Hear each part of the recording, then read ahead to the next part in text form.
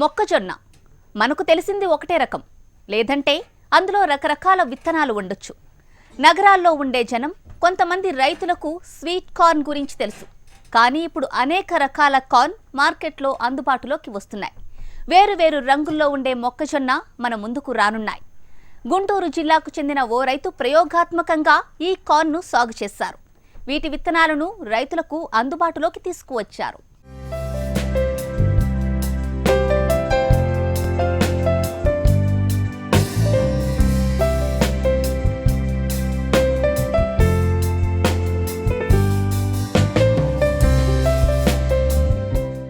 నవరత్నాల్లాంటి గింజలు, అచ్చం గాజు బొమ్మలా కనిపించే రూపం. వీటిని చూస్తే భద్రంగా దాచుకోవాలనిపిస్తుంది. అరే, నిజంగా ఇది తినే వస్తువా అనిపించేంత ఆశ్చర్యంగా కూడా ఉంటుంది.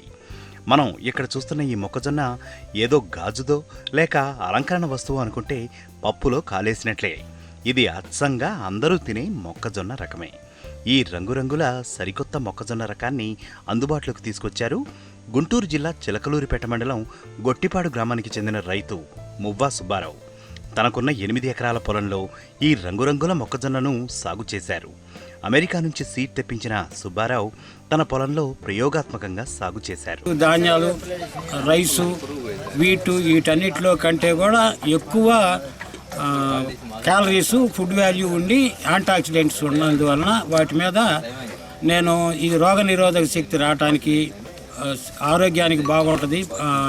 షుగరు, మధుమేహం, షుగర్ పేషెంట్లకి క్యాన్సర్ రాకుండాను యాంటీఆక్సిడెంట్స్ 350% ఎక్స్ట్రా ఉందని అంతా నేను దీని గురించి బాగా స్టడీ చేసుకున్న తర్వాత 4 కిలోలు మా వాళ్ళు కొని పంపించారు. అది కిలోకి వచ్చి నేను కస్టమర్ డ్యూటీ వచ్చి 3,600 రూపాయలు కస్టమర్ డ్యూటీ కట్టి బిల్లుతోటి నేను అమెరికా నుంచి పర్చేజ్ చేసి తెచ్చుకున్నాను.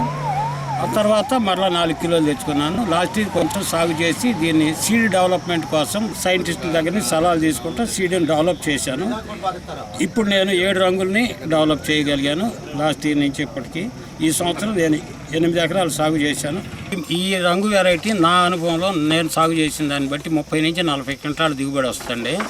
ఇప్పటికీ దీనికి మార్కెట్ మన దేశంలో, నాకు తెలిసి మన ప్రాంతంలో కొత్త వెరైటీ కాబట్టి దీనికి మార్కెటింగ్ అనేది లేదు.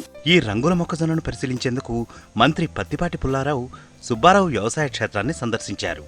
ఈ మొక్కజొన్న గింజల్లో ఎన్నో విలువైన పోషక పదార్థాలు, యాంటీ ఆక్సిడెంట్లు అధికంగా ఉన్నాయని, వీటిని ఆహారంగా తీసుకోవడం వల్ల ప్రజల్లో రోగనిరోధక శక్తి పెరుగుతుందని, మానవ శరీరానికి బలవర్ధకమైన ఆహారంగా ఉపయోగపడుతుందని తెలిపారు పత్తిపాటి పుల్లారావు. ప్రతి రైతు సాగులో ఇలాంటి ప్రయోగాలు చేసి వ్యవసాయాన్ని లాభసాటిగా మార్చుకోవాలన్నారు.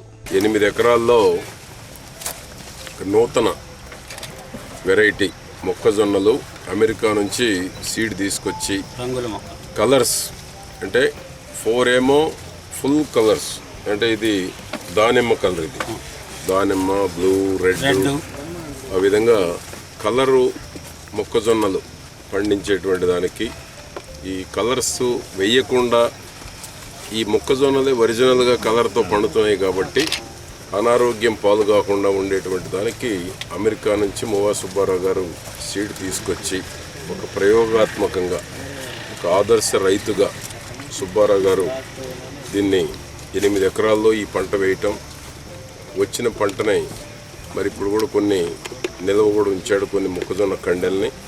ఇవి కనుక విస్తృతంగా ప్రచారం చేసినట్లయితే ఈ ఎవరైతే వాడుతున్నారో మొక్కజొన్నలు వాడేటువంటి వాళ్ళకి కానీ, మేతకు పోయేటువంటి వాటికి కానీ, ముఖ్యంగా ఏంటంటే మనుషులకు కావాల్సినటువంటి దానికే ఎక్కువ ఉపయోగించాలి.